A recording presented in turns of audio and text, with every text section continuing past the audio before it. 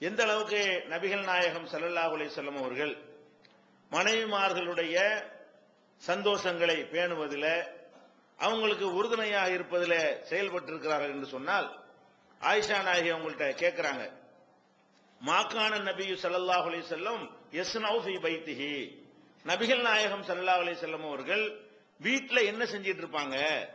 ஏன்னா பள்ளிவாசல்ல இருக்கிறது சஹாபாக்களுக்கு தெரியும். வீட்டுல அவங்க இருந்தாங்கன்னா என்னென்ன வேலையெல்லாம் பார்ப்பாங்க அப்படின்னு சொல்லி அது மனைவிமார்கள் மூலமாகத்தான் தெரிய முடியும். அப்ப வீட்டுல என்னென்ன காரியங்கள்ல அவங்க பங்கெடுத்துக் கொள்வார்கள் என்று ஆயிஷா நாயகி அவங்கள்ட்ட வந்து கேட்கிறாங்க. அப்ப அவங்க சொல்றாங்க, யகூனு ஃபீ மெஹ்னத்தி அஹ்லிஹி, நபிகள் நாயகம் ஸல்லல்லாஹு அலைஹி வஸல்லம் அவர்கள் குடும்பத்தார் செய்கிற வேலைகள் இருக்கு இல்லையா, அதுல துணையாக இருப்பார்கள். வீட்டுல வந்து மனைவிமார்கள் செய்கிற வேலைகள்னு சில வேலை இருக்கும். அந்த மாதிரி வேலைகள்ல வந்து அவங்களும் கூட மாட என்ன செய்வாங்க, ஒத்தாசையாக இருப்பார்கள் என்று ஆயிஷா நாயகி அவர்கள் பதில் சொல்றாங்க. இது புகாரில 676வது ஹதீஸ், 5363வது ஹதீஸ், 6039 ஆகிய இடங்கள்ல பதிவாயிருக்கிறது. அதே மாதிரி இன்னொரு அறிவிப்புல இப்னு ஹிப்பான்ல வரக்கூடிய அறிவிப்புல நபிகள் நாயகம் ஸல்லல்லாஹு அலைஹி வஸல்லம் வீட்டில் இருக்கும் பொழுது அவங்களுடைய ஆடைகள்ல கிழிசல் இருக்குமேயானால் அவங்களே தைப்பார்கள். தன்னுடைய ஆடையை தாமே தைத்துக் கொள்வார்கள். தம்முடைய செருப்பை வந்து தாமே பழுது பார்த்துக் கொள்வார்கள்.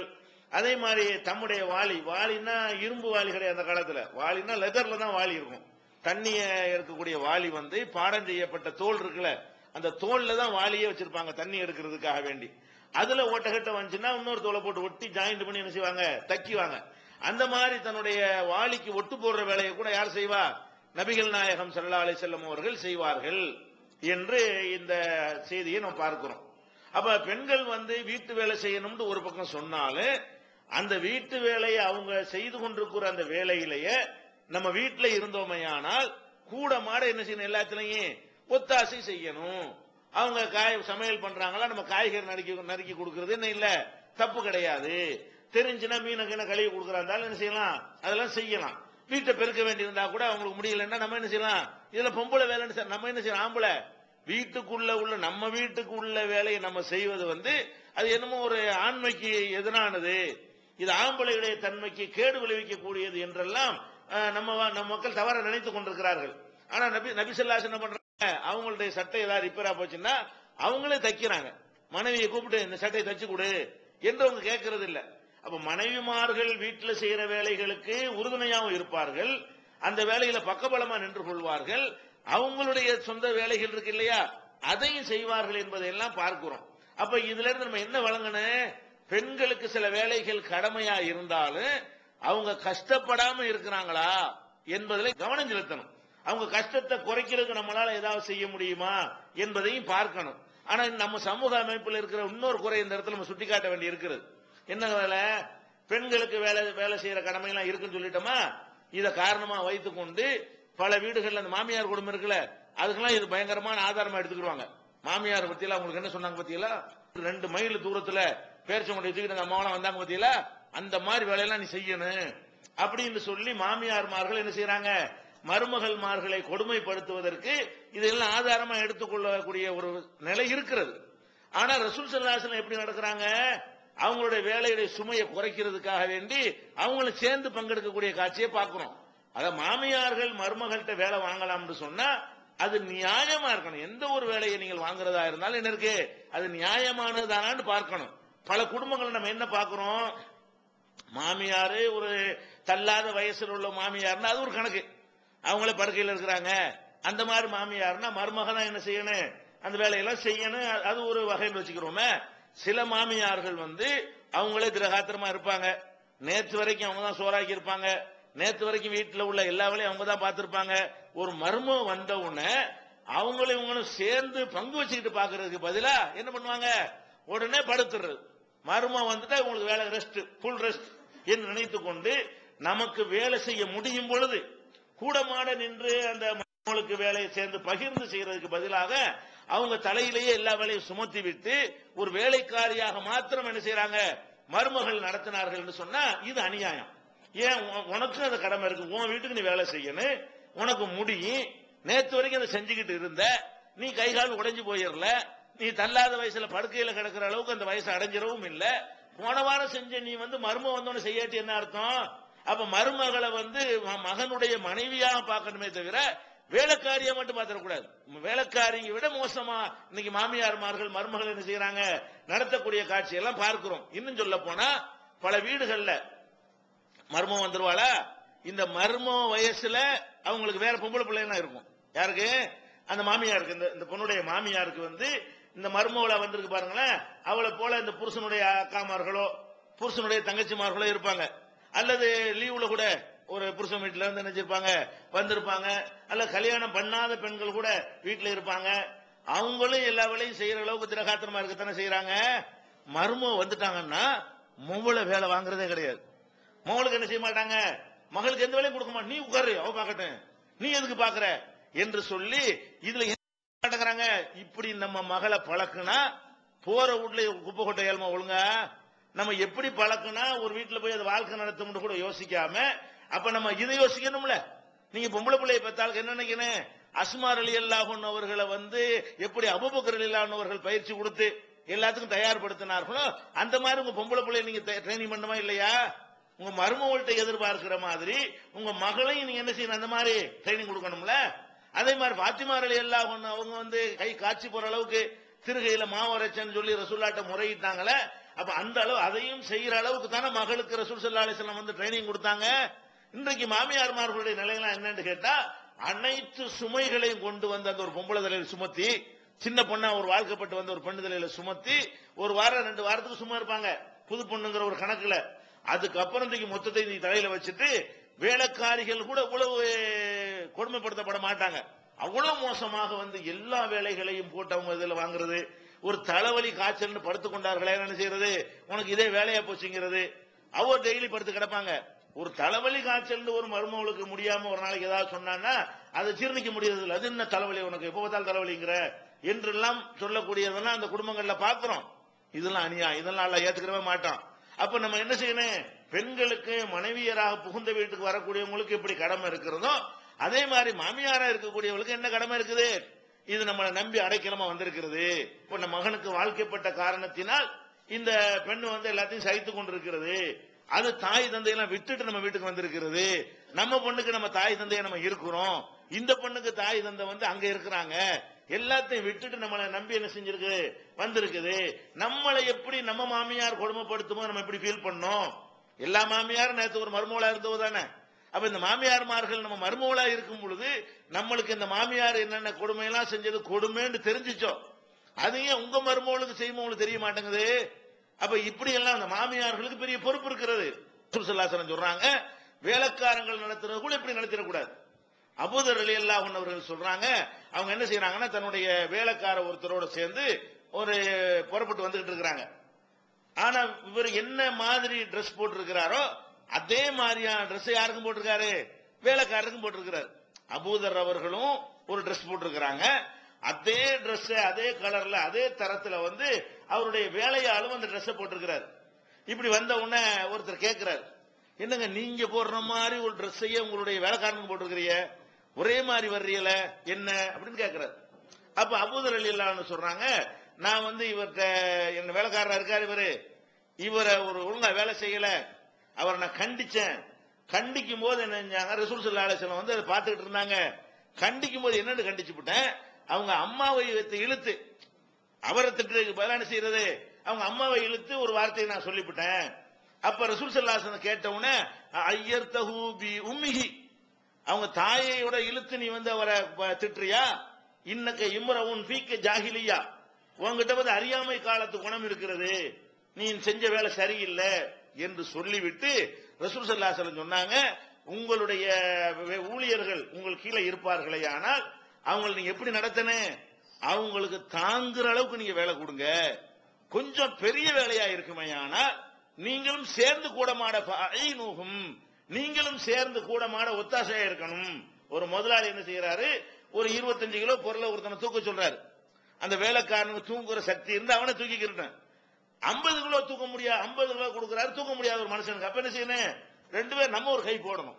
வேலைக்காரன் வேலை வாங்கும் பொழுது இவனுக்கு தூக்க முடியுமா, பெரிய வெயிட்டா இருக்குது, இந்த வெயிட்டான வேலையை நம்ம கொடுக்கிறோமே, அவனுக்கு முடியாட்டி நம்மளும் ஒரு கை போட்டாதானே சரியா வரும் என்று வேலைக்காரர்கள்ட்ட இப்படி நடந்து கொள்ளுங்கள் என்று ரசூல் ஸல்லல்லாஹு அலைஹி வஸல்லம் அவர்கள் எனக்கு உத்தரவிட்டார்கள்.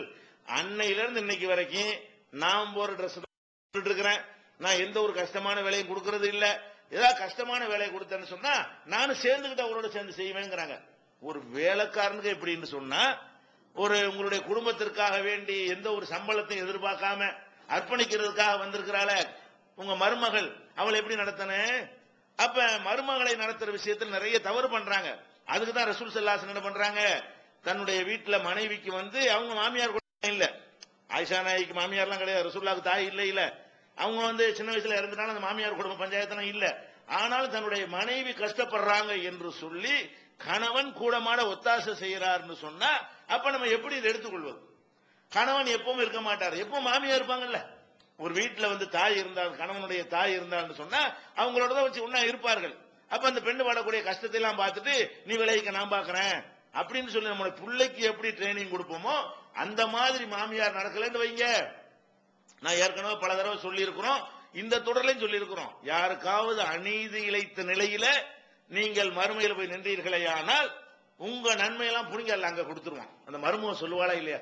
எந்த மருமகளாவது மாமியாரை பத்தி இப்படி சொல்லாம இருப்பாளா மருமையில? யோசிச்சு பாருங்க. இன்னைக்கு நாட்டுல, தமிழ்நாட்டுல எடுத்துக்கொண்டு எந்த மருமையில அதெல்லாம் எழுப்பி கேட்டான்னு சொன்னா என்ன செய்வா? மருமையில கம்ப்ளைண்ட் பண்ணுவாளா இல்லையா? கொஞ்சம் நெஞ்சில கை வச்சு பாருங்க. ஆனா என்னன்னு கேட்டா பேலன்ஸ் ஆகிக்கிறது. வேணா இவங்களுக்கு அவங்க மாமியா நன்மை வந்துரும்ல, அது மாதிரி. அதனால தைரியமா இருக்கிறாங்க. மரும மாமியா மேல போட்டா அந்த மாமியா என்ன செய்வா? அவன் மாமியா மேல போட்டு விட்டுருவா. இப்படியே ஒரு சங்கிலி தொடரா என்ன செய்யறது? இது ஒட்டுமொத்தமா அந்த தீமைகள் நடந்து கொண்டே இருக்கிறது. அப்ப இது என்ன நீங்க யோசிக்கணும், நம்முடைய அமல்களை இழந்துடக்கூடாது. நம்ம மகனுக்கு நம்ம கல்யாணம் பண்ணி கொடுத்துருக்கிறோம், அந்த வகையில் அவங்க நம்ம வீட்டுல இருக்கிறாங்க, அவங்களுக்கு அந்த உரிமை இருக்கு. வேலைக்காரி கிடையாது அவங்க, அவங்களுக்கு சொத்துல உரிமை இருக்கிறது. கணவன் இறந்துட்டாருன்னு வைங்க, அந்த பொண்ணுடைய புருஷன் இறந்துட்டாருன்னு சொன்னா அந்த சொத்துல கூட என்ன இருக்குது, அவங்களுக்கு 4ல ஒரு பங்கு எல்லாம் கொடுக்க சொல்றான். அப்படி ரைட்டோட அவங்க வர்றாங்க. புள்ள இருச்சுங்க 8ல 1 கொடுக்க சொல்லி எல்லாம் என்ன சொல்றான், தாய்க்கு 6ல 1 கொடுக்க சொல்ற மாதிரி மனைவிக்கும் சொத்துல உரிமைங்கிற அளவுல என்ன செய்யறாங்க, அவங்க வீட்டுக்குள்ள அடியெடுத்து வைத்திருக்கிறார்கள். அதையெல்லாம் கவனத்துல கொண்டு மகன் சந்தோஷமா வைத்துக் கொள்ளணும், கவனிக்கணும். இந்த மாதிரி வேலைகள் நீங்க அளவுக்கு மேல அவங்க வேலையை சுமத்துனீங்க என்று சொன்னா மகனோட சந்தோஷமா இருக்க முடியுமா? இன்னும் சொல்ல போனா இந்த வேலையெல்லாம் விட்டு தள்ளுங்க. இந்த மாமியார்கள் மருமகளுக்கு செய்யற ஒரு பெரிய கொடூரம் என்னன்னு சொன்னா, இந்த இல்லற வாழ்க்கைக்கு தடையா இருக்கிறாங்க. எதுக்கு தடையா இருக்கிறாங்க? எல்லா மாமியார்களுமே அவங்க மகன் தன்னுடைய மருமகளோட, அவனுடைய மனைவியோட சந்தோஷமா இருப்பது அவங்களுக்கு பிடிக்கிறது கிடையாது. தனியா உட்கார்ந்து புருஷனோட போய் பேசிட்டு இருந்தாங்கன்னா என்ன அங்க என்ன ஒண்ணு பேச்சு, வேற எங்க பேசுவாங்க? அங்க பேசுவாங்க, பேசுற இடத்துல பேசிட்டு இருக்கிறாங்க, வெளியில உள்ள பேசிட்டாங்க. அங்க என்ன உன எப்ப அங்கே உட்கார்ந்துட்டு இருக்கிற, இப்படி எல்லாம் சொல்லி அதை சொன்ன பொம்பளை ஒரு வெக்கம் ரோஷம் வரும்ல, அசிங்கமான அர்த்தம் வர்ற மாதிரி குத்தி காட்டிடுவாங்க. அப்ப அந்த பொம்பளை என்ன செய்யும், அந்த பொண்ணு என்ன செய்யும், புருஷனோட ஒரு சந்தோஷமா நிக்கலாம் நினைச்சா கூட மும்மாடி மாமியா இருக்காள பயந்துகிட்டு என்ன செய்யாது, புருஷனுக்கு பக்கத்துல போய் நிக்காது, பயந்து. அந்த மாதிரிலாம் இருக்குதுங்க. சந்தோஷமா பூ வச்சுக்கிற முடியாது, சந்தோஷமா ஒரு நல்ல ட்ரெஸ் எடுத்து போட முடியாது, என்னடி இப்ப பார்த்தாலும் மினிக்கிட்டு இருக்க, இப்படிலாம் சொல்லக்கூடிய மாமியார்லாம் இருக்கிறாங்க. இதெல்லாம் பெரிய கொடூரம், இதெல்லாம் அநியாயம். இதெல்லாம் அல்ல லேசில விடமாட்டான். இந்த மாதிரி செய்யக்கூடியவர்களுக்கு அந்த பெண்ணுடைய மனசுல எல்லாமே பதிஞ்சிருக்கு.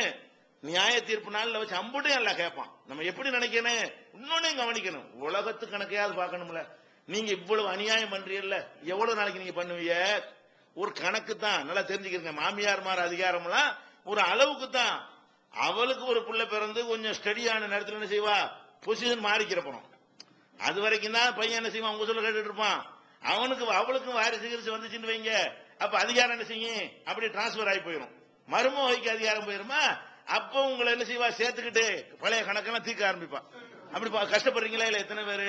நம்ம என்ன நினைக்கணும், நம்ம நம்ம மகள் நம்மளோட இருக்க மாட்டாள். ஒவ்வொரு மாமியார் விளங்க வேண்டும், நம்ம மகள் நம்மளோட இருப்பாளா? நீங்க பொம்பளை பிள்ளை மேல பாசம் காட்டுங்க, உங்க மகள் உங்களோட இருப்பாளா? அவ புருஷன் வீட்டுல போய் அவளுடைய மாமியாருக்கு சேவை செய்வாளா? உங்களுக்கு செய்ய மாட்டாள். வயசான காலத்துல நீங்க படுக்கையில் விழுந்து விட்டால், உங்களுக்கு அடுத்தவருடைய தயவு தேவை என்கிற நிலை வந்து விட்டால், உங்க மகளுடைய புருஷன் உங்க மகளை உங்களுக்கு சேவை செய்யறதுக்கு அனுப்பி வைக்க மாட்டான். அப்ப நீங்கள் அந்த மாதிரி நிலை வரும் பொழுது யார் உங்களை கவனிக்கணும்? உங்க மருமக தான் உங்க வீட்டுல இருப்பா, உங்க புள்ள மாதிரி இருப்பா. அவ மனப்பூர்வமா உங்களை கவனிக்கிறதா இருந்தா நீங்க ஆதியிலிருந்து அந்த எண்ணத்தை ஊட்டணும். புள்ள மாதிரி அந்த அன்பை செலுத்தி செலுத்தி வளர்த்திருந்தீங்கன்னு சொன்னா உங்களுக்கு ஒண்ணு துடிச்சு போயிருவாங்க. இவதான் மகை. இனிமே பெத்த மகள் வந்து எந்த தாய்க்கும் உதவ மாட்டாள், எந்த தகப்பனுக்கும் உதவ மாட்டாள். வரப்போவ ஒரு விருந்தாளி மாதிரி இருக்கும். ஒரு ஆரம்பத்தில் கொஞ்ச நாளைக்கு அது கூட இருக்கும், அப்புறம் அது குறைஞ்சு போயிடும். வருஷ கணக்கில் தகப்பனை பார்க்காத பெண்கள்லாம் இருக்கிறார்கள், வருஷ கணக்கில் தாயை பார்க்காத பெண்கள் எல்லாம் இருக்கிறார்கள், புருஷன் வீட கதின்னு இருக்கிறார்கள். 5 வருஷத்துக்கு ஒருக்கா போனாலே ஆச்சரியம். வெளியூர்களுக்கு கூட்டிட்டு போயிட்டான்னு வைங்க, அப்படி பள்ளிக்கூடம் அப்படி இப்படி செட் ஆகி போயிடுதா. சொந்த ஊருக்கு போய் அவங்க அம்மாவை பார்க்கிற வாய்ப்பு கூட யாருக்கு இல்ல, ஒரு பெண்ணுக்கு இருக்க மாட்டேங்குது. அப்ப எப்படி ஒரு தாயை வந்து அவ தன்னுடைய மகள் கவனிப்பான்னு நினைக்கிறது? அப்ப அந்த தாய் என்ன நினைக்கணும், நம்ம மகள் நம்மளை கவனிக்க முடியாது, நினைச்சாலும் அவளால் கவனிக்க முடியாது. அவங்க வீட்டுல உள்ளவங்க கவனிக்க விட மாட்டாங்க, நம்மளை யார் கவனிப்பா, நம்ம மருமக தான் கவனிப்பா.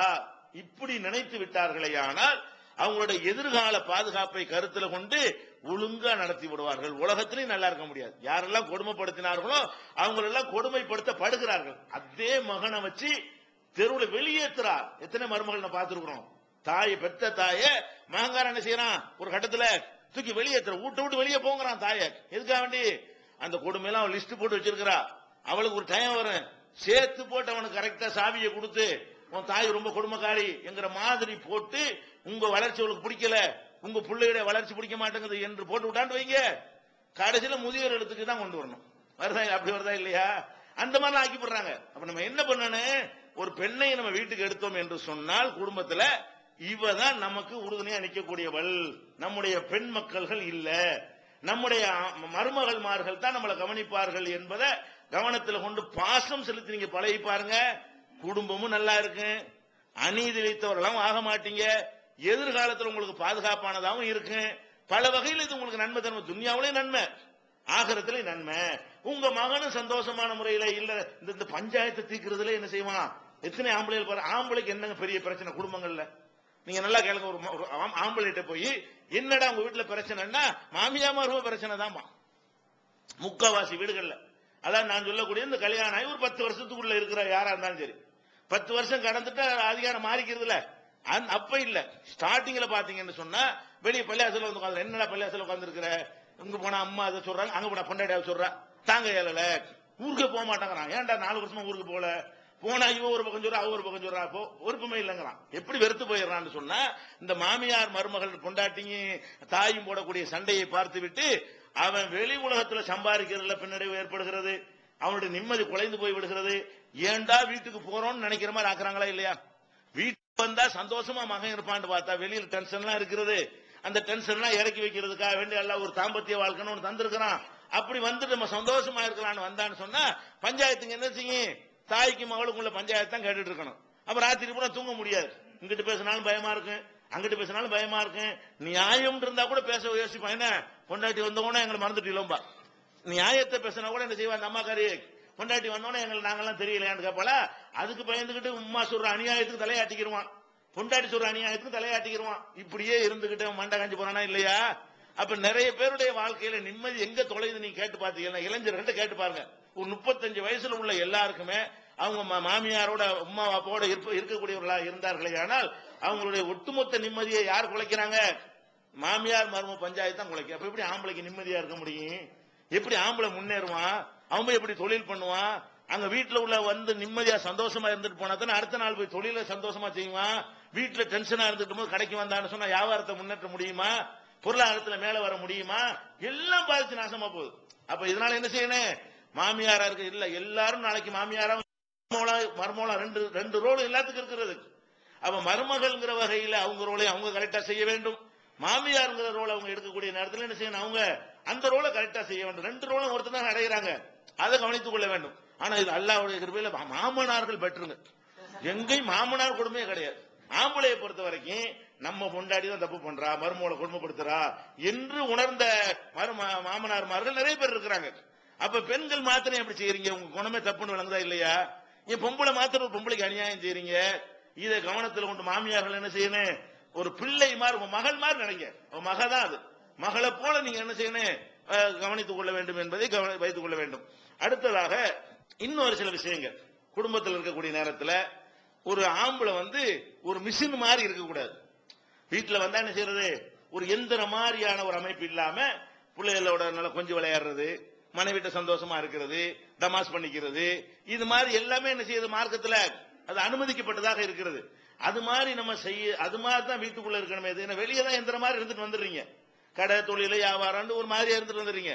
வீட்டுக்குள்ள வந்தா என்ன செய்யணும், ஒரு கலகலப்பா இருக்கணும், விளையாட்டா இருக்கணும், ஒரு தமாஸ் பண்ணிக்கிறேன்னு ஒருத்தர் அது மாதிரிலாம் இருந்தா தான் செய்யும் இல்லற வாழ்க்கை இனிக்கும். நபிகள் நாயகம் ஸல்லல்லாஹு அலைஹி வஸல்லம் என்ன செய்யறாங்கன்னு கேட்டா, நம்ம ஏற்கனவே சொல்லி இருக்கிறோம் அந்த ஜாபிர் ரலியல்லாஹு சம்பவம். ஜாபிர் ரலியல்லாஹு கல்யாணம் பண்ணிட்டான்னு சொன்ன உடனே அப்புறம் ரசூலுல்லாஹ் என்ன கேட்பாங்க, ஏப்பா நீ இளைஞனா இருக்கிறீல, ஒரு இளம் பண்ண கல்யாணம் பண்ணிட்டீங்கன்னா ஒருத்தர் நல்லா கேலி பண்ணிக்கிறீங்க, ஒருத்தர் விளையாண்டுக்கிறீங்க, ஒருத்தர் மகிழ்ச்சி சிரிப்பு ஊட்டிக்கிறீங்க. சிரிப்பு மூட்டணுமா, கணவன் மனைவி சிரிப்பு மூட்டுறதுங்கிறது ஒரு வாழ்க்கையுடைய அர்த்தம். அப்படி சொல்றாங்க, துலாஹி குஹா ஓ துலாஹி குக்க, நீ அவளுக்கு சிரிப்பு மூட்டுவாய், அவள் உனக்கு சிரிப்பு மூட்டுவாள்.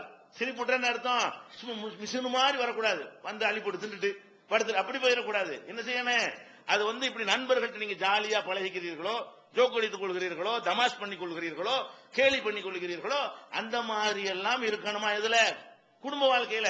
அப்படி இருக்குமேப்பா, நீ உனக்கு வயசுக்கு மூத்த ஒரு பெண்ணை கல்யாணம் பண்ண, அப்படிதான் விளையாடுறது ஜாலியா இருக்கிறது அதெல்லாம் கொஞ்சம் பாதிக்குமே என்று ரசூல் ஸல்லல்லாஹு அலைஹி வஸல்லம் அவர்கள் ஜாபிர் ரலியல்லாஹு அன்ஹு சொன்னார்கள்ங்கிற அந்த செய்தியை புகாரில 5367 6387 ஆகிய ஹதீஸ்கள்ல பார்க்கலாம்.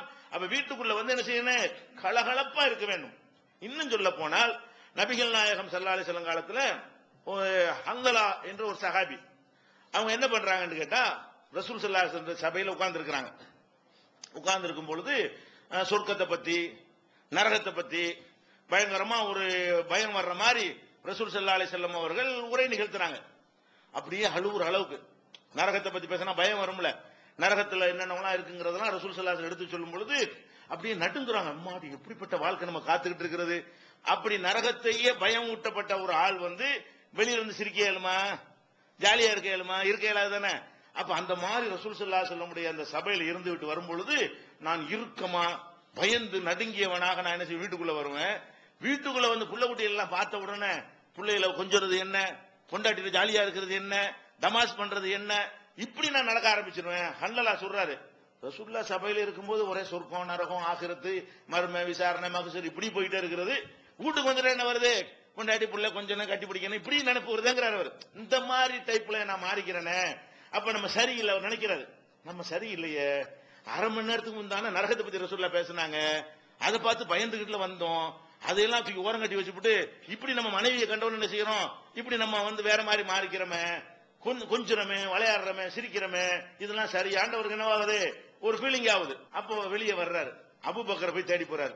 அபூபக்கரே, ரசூலுல்லாஹ்ட்ட போனா நம்ம எப்படி எப்படி இருக்கிறோம், வீட்டுக்கு அப்படி மாறி போடுறோமே, ரசூலுல்லாஹ்வுடைய சபையில இருக்கும்போது ஒரே ஆகிரத்து சொர்க்கம் மர்ம துன்யா பத்தியே மறந்துடுறோம்ல, அந்த மாதிரி நல்ல விஷயங்கள் சொல்றாங்கல்ல, இப்படி நம்ம இருக்கிறோமே சரியானவன. ஆமாப்பா உன் கேஸ் தான் என் கேஸ் அவர் சொல்றாரு. யாரு அல்லலாத அப்படின்னு சொன்னா அபூபக்கர் சித்திகே என்ன சொல்லி இருக்கிறாங்க, அவங்களுக்கு அப்படித்தான் வருமா, ரசூலுல்லாஹ் சபையில இருந்தா மட்டும்தான் இந்த மாதிரி வருமா. திருக்குரான் தமிழாக்கம் தயாராகிவிட்டது. 8வது பதிப்பு. அனைவருக்கும் புரியும் எளிய நடை, தேவைப்படும் வசனங்களுக்கு தெளிவான விளக்கங்கள், கலை சொற்களின் விளக்கங்கள், திருக்குரான் எவ்வாறு அருளப்பட்டது, எவ்வாறு தொகுக்கப்பட்டது குறித்து முழுமையான விளக்கம், நபிகள் நாயகம் ஸல்லல்லாஹு அலைஹி வஸல்லம் காலம் முதல் இன்று வரை குரான் பாதுகாக்கப்பட்ட வரலாறு, திருக்குரான் இறைவனின் வார்த்தைகள் என்பதற்கான அடுக்கடுக்கான ஆதாரங்கள், முந்தைய பதிப்புகளை விட மெருகூட்டப்பட்ட செய்திகள், கூடுதலான பக்கங்கள், அழகிய வடிவமைப்பு, உயர்தரமான பைண்டிங். விலை ரூபாய் 300 மட்டுமே. வெளியீடு மோன் பப்ளிகேஷன்ஸ், நம்பர் 83/3, மூர் தெரு, மண்ணடி, சென்னை 1. போன் 65690810. அபூபக்கருக்கு இந்த உம்மத்திலே ஃபர்ஸ்ட் அவர் தான். அபூபக்கர் யாரு, ஒட்டுமொத்த இந்த உம்மத்திலேயே முதல் இடம் ஒரு ஆளுக்கு இருக்குன்னா யாருக்கு தான், அபூபக்கர் சித்திக் ரலியல்லாஹு அன்ஹு. அந்த ரசூலுல்லாஹ்வுடைய உம்மத்திலே முதலிடம் யாருக்கு தான், ஆட்சியிலையும் அதிகாரத்தில் மாத்திரம் இல்லாம மறுமையுடைய தரஜாவிலையும் எல்லாத்திலையும் அவர் தான் இந்த உம்மத்திலே சிறந்தவர். அப்படிப்பட்ட ஒரு சிறந்த ஒரு சஹாபிக்கு கூட ரசூல் ஸல்லல்லாஹு அலைஹி வஸல்லம் சபையில இருக்கும் பொழுதுதான் அந்த இறையச்சம், அந்த மறுமை நரகத்தை பத்தின பயங்கள் இருக்கிறது. வீட்டுக்கு போயிட்டாங்கன்னு சொன்னா அப்படி ஒண்ணு இல்லாட்டி எப்படி ஒருத்தர் நடப்பான், ஜாலியா ஒரு கவலை எதுவுமே இல்லாம நம்ம உலகத்துல இந்த மாதிரி என்ஜாய் பண்றதுக்கு தான் வந்திருக்கிறோம் என்கிற மாதிரி நினைப்பாங்கல்ல, அப்படித்தான் நான் இருக்கிறேங்கிறார். யாரு, அபூபக்கர் சித்திக் சொல்றாரு, ஓங்கதை தான் ஏங்கதையும். அப்ப என்ன செய்யறாங்க, நம்ம ரசூலுல்லாஹ் போய் கேட்போம், இத நம்ம செய்யற சரியான்னு தெரியலையே, அங்க இருக்கும்போது அல்லாஹ் பத்தி பேசினா பயப்படுறோம், வீட்டுக்கு வந்தோன்னா அந்த அல்லாஹ் பத்தி மறக்கிற மாதிரி நடந்துக்கிறோம், நரகத்தை பத்தி யாவுமே வரமாட்டேங்குது என்னன்னு சொல்லி வெளியே வர்றாங்க. ரசூல் ஸல்லல்லாஹு அலைஹி வஸல்லம் எழுத்து வர்றாங்க. வந்தவொன்னு என்ன செய்யறாங்க, ரசூல் ஸல்லல்லாஹு போய் நாஃபக ஹல்லலா, இந்த ஹல்லலா இருக்கிறேனே நான் ஒரு முனாஃபிக் ஆயிட்டேங்கிறார். அவர் என்ன ரசூலுல்லாஹ் என்ன செய்றாரு, நான் ஒரு முனாஃபிக்னா ரெட்ட வேஷம் தானே, அவர் இது ரெட்ட வேஷம் நினைக்கிறார். ஆனா பள்ளிவாசலுக்கு ரசூலுல்லாஹ் போனா ஒரு மாதிரி நினைப்பு வருது, வீட்டுக்கு போனா வேற மாதிரி மாறிக்கிறோம். அப்ப நம்ம என்ன நம்ம செய்யற வேலை என்னது, டபுள் கேம் விளையாடுறோம். நம்ம இங்க ஒரு கேம் விளையாடுறோம், வீட்டுல போய் ஒரு கேம் விளையாடுறோம். நம்ம போற போக்கு சரியில்லைன்னு அவரா ஜட்ஜ்மெண்ட் பண்ணிக்கிட்டு ரசூலுல்லாஹ் என்ன செய்யறாரு, நாஃபக ஹல்லலா, நான் ஹல்லலாவாகிய நான் வந்து முனாஃபிக் ஆயிட்டேன், நான் வந்து இங்க ஒரு மாதிரியா நடக்கிறேன் அங்க ஒரு மாதிரியா நடக்கிறேன்னு சொல்லி விளக்கமா என்ன செய்யறாரு ரசூல் ஸல்லல்லாஹு அலைஹி வஸல்லம் வந்து பேசுறாரு. அப்ப ரசூல் ஸல்லல்லாஹு என்ன செய்யறாங்க, ஹல்லலாவே அப்படி சொல்லாத, யா ஹல்லலா சாஅத்தன் வ சாஅத்தன், இப்படி கொஞ்சம் நேரம் இருக்கணும் அப்படி கொஞ்சம் நேரம் இருக்கணும். ரசூலுல்லாஹ் என்ன சொல்றாங்க, இதெல்லாம் முனாஃபிக் கிடையாது, இங்க இருக்கும்போது இப்படித்தான் இருக்கணும் அங்க இருக்கும்போது அப்படித்தான் இருக்கணும்ட்டாங்க. ரசூலுல்லாஹ் என்ன சொல்றாங்க, பள்ளிவாசல்ல அல்லாஹ் பத்தி பேசும்போது மறுமையை பத்தி பேசும்போது இப்படி இரு, வீட்டுக்கு போயிட்டு அது அப்படி இருப்பா, அதான்ப்பா நீ செய்யறது கரெக்ட். ஒரே அடி எப்படி ஒரே பள்ளியாசல உட்காந்து கதியா இருக்க முடியாது, அதுக்காண்டி அங்கேயும் உட்கார்ந்துட்டு இருக்க முடியாது. சாஅத்தன் வ சாஅத்தன், இதுக்கு ஒரு நேரம் அதுக்கு ஒரு நேரம் இருக்குது அப்படின்னு சொல்லி ரசூல் ஸல்லல்லாஹு அலைஹி வஸல்லம் அவர்கள் அவருடைய அந்த நிலைப்பாட்டை என்ன செய்யறாங்க, நியாயப்படுத்தி ஆதரிச்சு சொல்றாங்க. இது முஸ்லிம்ல 4937 38 ஆகிய ஹதீஸ்கள்ல இடம்பெற்றிருக்கிறது. அப்ப இதுல நம்ம என்ன வழங்குறோம், அதாவது வீட்டுக்கு போனால் மனைவிமார்கள்ட்ட சந்தோஷமா கொஞ்சி விளையாடக்கூடிய வகையில் இருக்கணும். இதுக்கு யாரும் குறுக்கையும் வரக்கூடாது. இவரும் அப்படி இருக்கணும், மாப்பிள்ளை எப்படி இருக்கணும், மாப்பிள்ளையை பத்தி அம்மா என்ன செய்யணும், நம்ம பையன் சந்தோஷமா வந்திருக்கான்னு சொல்லி அதுக்கு தகுந்த மாதிரி அவங்களும் என்ன செய்யணும், மாமியாரா இருக்கக்கூடிய நடந்து கொள்ள வேண்டும். அப்ப இதெல்லாம் என்ன வழங்குறது, பெண்கள் விஷயத்துல வந்து அது எதுக்கு நம்ம கல்யாணம் பண்றோமோ அதுக்கு ஏற்றவாறு அவங்களோட அந்த மூடுகளை என்ன செய்யணும் மாத்திக்கொண்டு எல்லா விதமான டென்ஷனை இறக்கக்கூடிய ஒரு இடமாக குடும்பத்தை அமைத்துக் கொள்ளணும். வீட்டுல போனா டென்ஷனை ஏத்தி விடுற இடமா இருக்கக்கூடாது, டென்ஷன் எல்லாம் குறைஞ்சு போயிடணும், ஒரு ரிலாக்ஸ் ஆயிரணும், எல்லாத்தையும் மறந்துடணும்.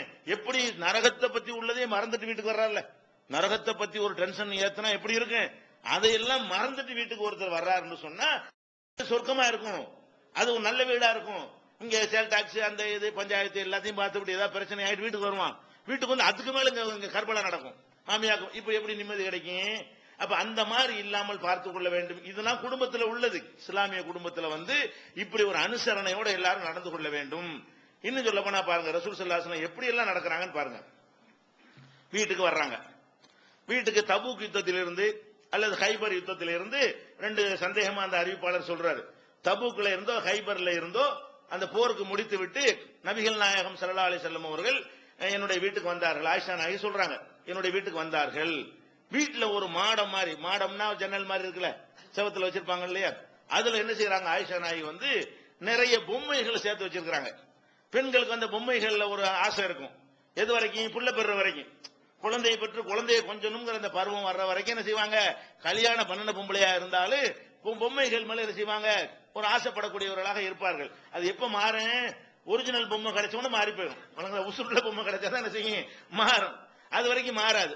ஆயிஷா நாய்க்கு தான் குழந்தை இல்லையில, அதனால அவங்க என்ன செய்யறாங்கன்னா பொம்மைகள் அது மாதிரி வச்சு அதை வச்சு விளையாண்டுகிட்டு இருக்கிறது, அவங்களுக்கு டைம் பாஸ் போகணும்ல. பெண்கள் வந்து ஏதாவது ஒரு அன்பு பாசம் செலுத்தணும், அது மாதிரி ஒரு டைப்ல இருக்கிற காரணத்தினால பிள்ளைகள் இல்லாட்டி எதுல பாசம் வரும், உங்களுக்கு எதுல ஒரு ஆசை வரும், இந்த பொம்மைகளை வச்சு விளையாடக்கூடிய ஒரு ஆசை வரும். பலவிதமான பொம்மைகள் வந்து வைத்திருக்கிறாரு, என்னென்ன மாதிரி பொம்மைன்னு வரல. அப்ப வந்து அப்ப ரசூலுல்லாஹ் வீட்டுக்கு வந்துட்டாங்களா, வீட்டுக்கு வரும் பொழுது மாடத்துல வந்து பொம்மையை வைத்து ஒரு ஸ்கிரீன் போட்டு வச்சிருக்காங்க. அதையெல்லாம் விளக்கலாம் ரசூலுல்லாஹ் பார்க்க மாட்டாங்க போல இருக்கு. அப்ப காத்து அடிச்சு என்னவாது அந்த ஸ்கிரீன் விளக்கணும்னு பொம்மைகள்லாம் இருக்கு ரசூல் ஸல்லல்லாஹு அலைஹி தெரியுது. அப்ப அதுல என்ன செய்யறதா ஒரு குதிரை பொம்மை ஒண்ணு இருக்கிறது. அந்த குதிரைக்கு என்ன பண்ணிருக்குன்னா ரெண்டு ரெக்க வைக்கிற மாதிரி, ரெக்க வச்ச குதிரை, குதிரை மாதிரி பொம்மை செஞ்சு வச்சிருக்காங்க. அந்த பொம்மையில குதிரைக்கு என்ன இருக்கு, ரெண்டு சிறகு இருக்குது, ரெக்கையோட இருக்குது. அப்ப ரசூல் ஸல்லல்லாஹு அலைஹி செய்யறாங்கன்னு கேட்டா, மாஹாதா யா ஆயிஷா, ஆயிஷாவை இது என்ன, அது குறிப்பிட்ட அவ்வளவு பொம்மை பத்தி கேட்கல, இது டிஃபரெண்டா இருக்குதுல்ல, சாதாரண குதிரையா இருந்தா கேட்டிருக்க மாட்டாங்க. குதிரைக்கு சிறகுலாம் இருக்காது இல்லையா, சிறகோட குதிரை இருந்தவுடன அவங்க என்ன செய்யறாங்க, அந்த இன்வால்வ் ஆகி அந்த மனைவியை எப்படி ரசிக்கிறாங்களோ அதுக்கு தகுந்தவாறு இறங்கி போய் என்ன செய்யறாங்க, மாஹாதா யா ஆயிஷா, ஆயிஷாவை இது என்ன வித்தியாசமா ஒண்ணு இருக்குது அப்படிங்கிறாங்க. இந்த நடுவுல இருக்காது என்னன்னு கேட்கறாங்க. அவங்க என்ன செய்யறாங்கன்னா ஃபர்சுன், அது குதிரை பொம்மை அப்படிங்கிறாங்க. அப்ப ரசூல் ஸல்லல்லாஹு அலைஹி சொல்றாங்க, மாஹாதல்லதி அலைஹி, குதிரை பொம்மை தெரியுது, அது முதுகுல 2 இருக்கு, அது என்ன?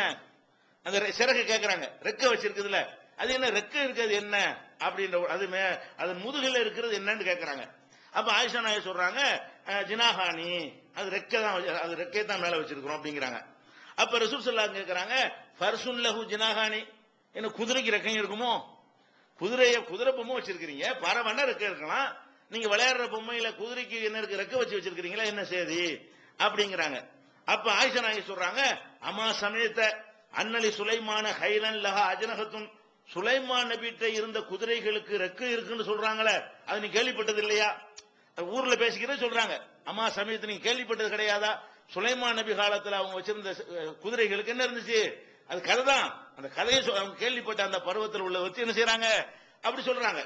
சொன்ன உடனே அவங்க சொன்ன அந்த பதிலை கேட்ட உடனே நபிகள் நாயகம் துடுப்பா செஞ்சதுக்கு நியாயப்படுத்த மாதிரி பதில் சொல்றாங்கல்ல, அதை கேட்டு ரசூல் ஸல்லல்லாஹு அலைஹி வஸல்லம் சிரித்தார்கள், கடவாய்ப்பற்கள் தெரிகிற அளவுக்கு சிரித்தார்கள். அப்ப இதெல்லாம் என்ன வழங்குது, இது அபூதாவுதுல 4284வது ஹதீஸாக இது பதிவு செய்யப்பட்டிருக்கிறது. அப்ப வீட்டுல மனைவிமார்கள் அவங்களுக்கு சில பெண்கள்ங்கிற முறையில அவங்களுக்கு விருப்பம் ஒரு உலகம் இருக்கும். ஆம்பளை மாதிரி அவங்களுடைய டேஸ்ட் இருக்காது. அவங்களுக்கு தகுந்த மாதிரி பொம்மை வச்சிருப்பாங்க, பிள்ளை வச்சிருப்பாங்க, பல்லாங்குழி வச்சிருப்பாங்க. பெண்கள் உலகம்னு தனியா இருக்குதுல்ல, அது மாதிரி ஒண்ணு இருக்கக்கூடிய நேரத்துல அதோட இன்வால்வ் ஆகி நின்று பேசினாங்களே தவிர, என்ன செய்யுது, உனக்கு தகுந்த பொம்பளை கல்யாணம் பண்ணி வந்து பொம்மை என்னத்துக்கு பொம்மை அப்படி கேட்டாங்களா? நம்மளதான் என்ன பண்ணிருப்போம், இத்தனை 7 வயசாகுது, உனக்கு எதுக்கு பொம்மைன்னு கேட்போமா இல்லையா? இது பொம்மை வைக்கிற வயசா? இது தபூக்குல போயிட்டு வரும்போது நடக்குது, ரொம்ப பின்னாடி நடக்கிறது. ஒழுங்கா குடும்ப வாழ்க்கை ஈடுபட்டு நல்ல சந்தோஷமா ஒரு பெரிய மனுஷியாகி ஹதீஸ்லாம் அறிவிக்கக்கூடிய வயசுல வந்த பிறகு இந்த பொம்மையை வச்சு விளையாடுற தன்மையில யாரு இருக்கிறா? ஆயிஷா நாயகி இருக்கிறாங்க. இது நம்மளா என்ன பண்ணுவோம், நம்ம மாமியார் இருந்தா என்ன பண்ணுவாங்க, அந்த பொண்ணுடைய மாமியார் இருந்தாங்கன்னா அப்படித்தான் நடக்கும். ஆனா ரசூல் ஸல்லல்லாஹு அலைஹி எப்படி எடுத்துக்கிட்டாங்க, அழகா அதுக்கு பேசி அவங்க சொல்றதை கேட்டு அதுக்கு ஒரு சிரிப்பை வெளிப்படுத்துற அளவுக்கு. அப்ப மனைவிமார்கள் அப்படி செஞ்சால் கூட நம்ம என்ன செய்யணும், அவங்களுடைய டேஸ்ட் அப்படித்தான், அவங்க டைப் அப்படித்தான் இருக்கும் என்கிற மாதிரி நம்ம அட்ஜஸ்ட் பண்ணிக்கொண்டு அதுலயும் ஒரு சிரிப்பை உண்டாக்கி அதுலயும் ஒரு சந்தோஷத்தை உண்டாக்கிட்டு போறதுக்கு ஆசைப்படுறாங்க. இதுதான் குடும்ப வாழ்க்கைங்கிறது. இப்படி எல்லாத்திலையும் இந்த மாதிரி எடுத்துக்கொண்டு மனைவிமார்களை என்ன செய்யணும், நடத்த வேண்டிய ஒரு விஷயம் இருக்கிறது. அதே மாதிரி நபிகள் நாயகம் ஸல்லல்லாஹு அலைஹி வஸல்லம் எப்படிலாம் குடும்ப வாழ்க்கை நடத்துறாங்கன்னு பாருங்க. நபிகள் நாயகம் ஸல்லல்லாஹு அலைஹி வஸல்லம் அவர்கள் ராத்திரியில தொழுவாங்க, இரவு நேர தொழுகையை தொழுதுட்டு ரொம்ப நேரம் தொழுவாங்க, சமயத்துல சுப வரைக்கும் நீடிச்சிடும். அப்படி இரவு தொழுகை தொழுத உடனே தொழுது முடிச்சுட்டு பார்ப்பாங்க. நான் முழிச்சுக்கிட்டு இருந்தேன்னு வைங்க, முழிச்சுக்கிட்டு இருந்தேன்னு சொன்னா உட்கார்ந்து பேசிட்டே இருப்பாங்க. ரசூல் ஸல்லல்லாஹு அலைஹி வஸல்லம் மனைவி பேசுறதும் நம்முடைய அது ஒரு கடமை. மனைவிமார்களோட சந்தோஷமா இருக்கிறதுனா வெறுமனே அந்த தாம்பத்தியத்துக்கு மட்டும் நம்ம அதை ஆசைப்பட கூடாது. பொதுவா மனைவி கிட்ட சந்தோஷமா பேசிக்கிட்டு நல்லா இருக்கல அப்படி பேசிக்கிட்டு இருக்கணும். என்னத்த பேசிருக்க போறாங்க, ஆராய்ச்சி பண்ணிருக்க போறாங்க. அது ஆயிஷா நாயகி சொல்ற என்னது, நான் சும்மா இருந்தேன்னு சொன்னா, முடிச்சுட்டு இருந்தேன்னு சொன்னா என்னோட உட்கார்ந்து தொழுது முடிச்சுட்டு என்ன செய்வார்கள், பேசி கொண்டிருப்பார்கள். நான் தூங்கி இருந்தேன்னு சொன்னா அவங்க படுத்துருவாங்க, எழுப்ப விட மாட்டாங்க. தூங்கிட்டு எழுப்பிலாம் பேசிட்டு இருக்க மாட்டாங்க. நான் முழித்துக் கொண்டிருந்தேன் என்று சொன்னால் என்னிடத்தில் பேசிக் கொண்டிருப்பார்கள். ஆயிஷா நாயகி சொல்றாங்க. இது புகாரில 1119, 1161, 1162 ஆகிய ஹதீஸ்கள் இடம்பெறுகிறது. இது மாதிரி இல்லற வாழ்க்கை நடந்து கொள்ளணும். குடும்ப வாழ்க்கையில மனைவிமார்களோட பேசுறதுக்கு நேரம் ஒதுக்கணும், கலகலப்பா இருக்க வேண்டும், தமாஷ் பண்றதுக்கு நேரம் ஒதுக்க வேண்டும். அவங்களுடைய விளையாட்டுகள் போக்குவரத்துக்கு என்ன செய்யணும், நம்மளே அது முட்டுக்கட்டை இல்லாம ஊக்குவிக்கிற விதமா, அதனால பிரச்சனை இல்லை. மார்க்கத்துக்கு தடைன்னு வந்தா மட்டும்தான் நம்ம அதை இது லகான் போடணும், கடிவாளம் போடணுமே தவிர மற்ற விஷயங்கள் என்ன செய்யக்கூடாது, அவங்களுடைய உரிமைகள் ஆசைகளுக்கு குறுக்க நிக்க கூடாது என்பது இதை பார்க்கிறோம். அதே மாதிரி கல்யாணம் நடக்குன்னு வைங்க, இந்த கல்யாணங்களுக்கு போயிட்டு வர்றது பெண்களுக்கு ஒரு ஆசையா இருக்கும். பொதுவாக அவங்க தானே பொழுதுபோக்கு இருக்கிறது. ஒரு சொந்த மதத்தில் ஒரு கல்யாணம் இருந்தா பெண்கள்லாம் போயிட்டு வர்றாங்க, நம்ம சமூகத்தில் பார்க்கிறோம். ரசூல் ஸல்லல்லாஹு அலைஹி வஸல்லம் காலத்திலையும் இந்த கல்யாணம்னா பெண்கள்லாம் படையெடுத்து போவாங்க. ஒரு கல்யாண வீட்டுக்கு என்ன செய்வாங்க, போயிட்டு வர ஒரு வழக்கம் இருந்துச்சு. இதை ரசூல் ஸல்லல்லாஹு தடுக்கல. ஆனா கல்யாணம்னா 100 நம்ம கல்யாணம் மாதிரிலாம் இல்ல. ரசூல் ஸல்லல்லாஹு அலைஹி வஸல்லம் காலத்துல எல்லா கல்யாணமும் கரெக்டா தான் நடக்கும். டவுரி வாங்கின கல்யாணம் நடக்காது, பிதஅத் கல்யாணம் நடக்காது, எல்லாமே சுன்னத் அடிப்படையில தான் இருக்கு. இப்ப நம்ம காலத்துல பார்த்து போக வேண்டியிருக்கு. எல்லா கல்யாணத்துக்கும் போயிட முடியாது. எந்த கல்யாணம் கரெக்டா சுன்னத்துப்படி இருக்கிறதோ, எந்த கல்யாணத்தில் கலந்து கொள்வதற்கு தகுதியானதாக இருக்கிறதோ அந்த கல்யாணத்தை தேர்ந்தெடுத்து இப்ப போகலாம். அந்த காலத்துல எல்லா கல்யாணத்துக்கும் போகலாம். முஸ்லீம் சஹாபாக்கள் எல்லாருமே என்ன செய்வாங்க, சுன்னத்துக்கு மாற்றமா செய்ய மாட்டாங்க. எல்லாமே ஒரே முறையில தான் நடக்கும். அப்ப ரசூல் ஸல்லல்லாஹு அலைஹி வஸல்லம் என்ன செய்யறாங்கன்னா, உட்கார்ந்துட்டு இருக்கிறாங்க ஒரு இடத்துல.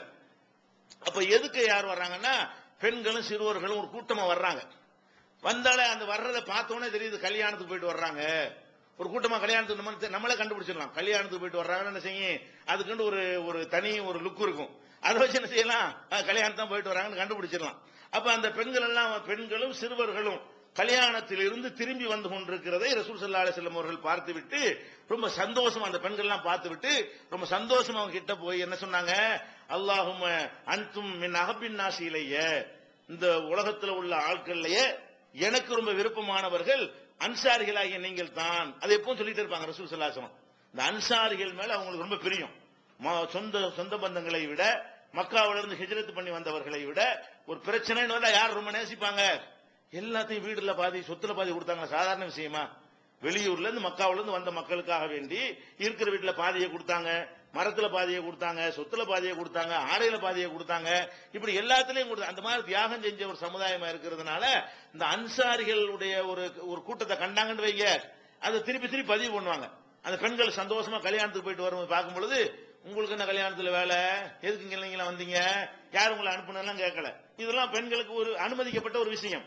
இது மாதிரி நம்ம குடும்பத்தில் உள்ள பெண்கள் கல்யாணத்துக்கு போயிட்டு வர்றான்றாங்களா, மார்க்கத்துக்கு உகந்ததா இருந்தா என்ன செய்யணும், போயிட்டு வாங்கன்னு சொல்லணும். கல்யாண சபைக்கு போயிட்டு வர்றது தடுக்க கூடாது. இது புகாரில 5180, 3785 இந்த மாதிரி எல்லாம் இருக்கிறத பார்க்கிறோம்.